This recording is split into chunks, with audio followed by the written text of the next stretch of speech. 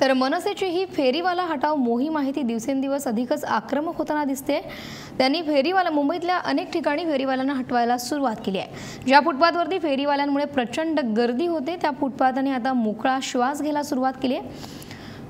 Lower परळचे आपण दृश्य बघतो, या ठिकाणी अनेकदा या फेरीवाल्यांमुळे रेल्वे प्रवाशांना त्रास होत असतो, पण आज या ठिकाणच्या फुटपाथ आहे त्यांनी आज मोकळा श्वास घेतला, त्यामुळे प्रवाशांनी कुठेतरी दिलासा व्यक्त केलाय।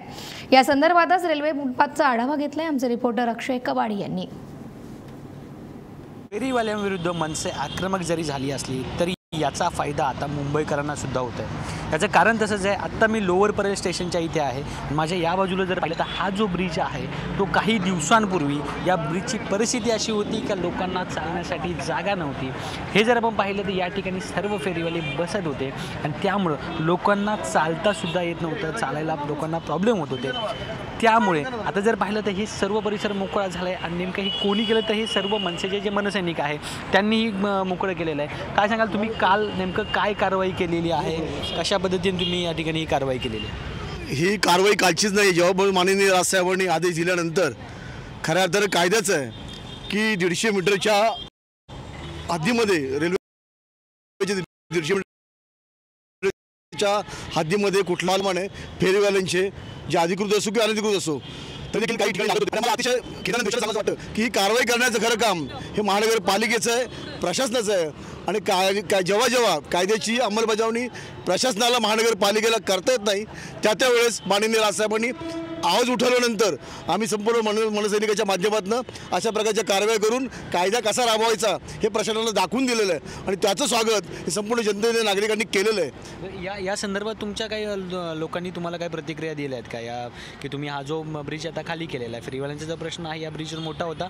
तो आता खाली केला, लोक तुम्हाला काय प्रतिक्रिया देतात? नक्कीच हा आम्ही आमच्या स्वार्थासाठी केलेलंच नाही। हा जो प्रकार जो केलेला आहे माननीय राजसाहेबांनी मुळात जो त्रास होतो तो सर्वसामान्य नागरिकांना व्यवस्थित श्वास घेता आला पाहिजे।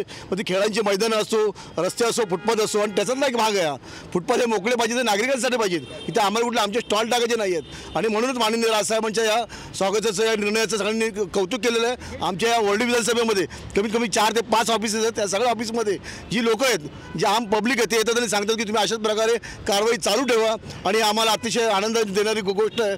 परंतु त्याही पहिले मला जाऊन असं म्हणायचं वाटतं की कारवाई जरी चालू ठेवायची असेल, मनसेसैनिक आपला पारा ठेवतीलच, मनसेची भूमिकाच राहणार आहे।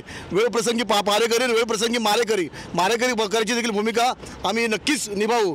परंतु हे सातत्यानं आम्हीच करायचं, मग बाकी पक्षानं, प्रशासनानं आणि आम जनतेची देखील मला वाटतं ही जबाबदारी आहे की त्यांनी देखील या गोष्टीकडे दुर्लक्ष केलं पाहिजे, अशा दुर्लक्षाने याच्यामध्ये लक्ष घातलं पाहिजे आणि अशा प्रकारचा निषेध करून अशा लोकांना वठणीवर आणलं पाहिजे। आपण जर पाहिलं तर हे जे फुटपाथ आपल्याला दिसतात हे फुटपाथ चालण्यासाठी आहेत ना की कोणाला धंदा टाकण्यासाठी। या ठिकाणी या सर्व ठिकाणी जे फेरीवाल्यांचे जे धंदे लागत होते त्यामुळे लोकांना खूप त्रास होत होता, चालण्यासाठी त्रास होता, पण आता या सर्व फुटपाथने एक मोकळा श्वास सोडलेला आहे। व्हिडिओ जर्नलिस्ट नारायण शिर्केसह अक्षय कवाडी, महाराष्ट्र, मुंबई।